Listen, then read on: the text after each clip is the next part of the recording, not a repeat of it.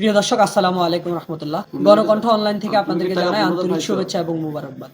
প্রিয় দর্শক, আমি এখন যে স্থানে অবস্থান করছি সেটি হচ্ছে নাঙ্গলকোট উপজেলার ৮ নং আগ্রা উত্তর ইউনিয়ন লুদুয়া বাজারে। যে লুদুয়া বাজারে অবস্থিত রয়েছে একটি পেট্রোল পাম্প, যেখানে পেট্রোল, অকটেল, ডিজেল সহ বিভিন্ন ধরনের তেল সরবরাহ করা যেত।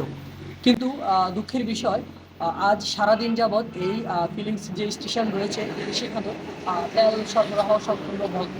এখানে আমরা দেখেছি একাধিক বাইক চালক এসে ভোগান্তির শিকার হয়েছে।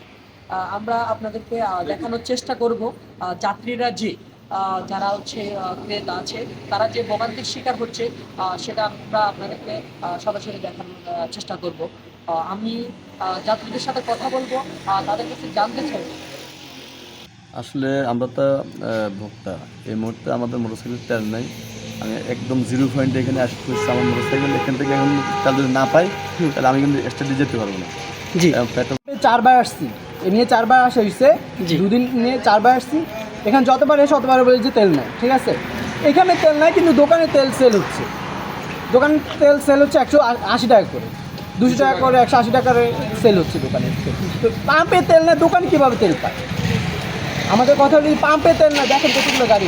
মনে করেন মোটর সাইকেল চালাই, আমরা যারা ইয়ং বয়সের আছি, মনে করেন আমাদের তো অনেক তেল লাগে, তেল প্রয়োজন হয়, তো আমরা বিভিন্ন পাম্পে যাই। ওনারা প্রিয় দর্শক, আমি দেখানোর চেষ্টা করেছি যাত্রীরা যে ভোগান্তির মধ্যে আছে এবং তেল সংকটের কারণে যেই সমস্যাগুলো হচ্ছে।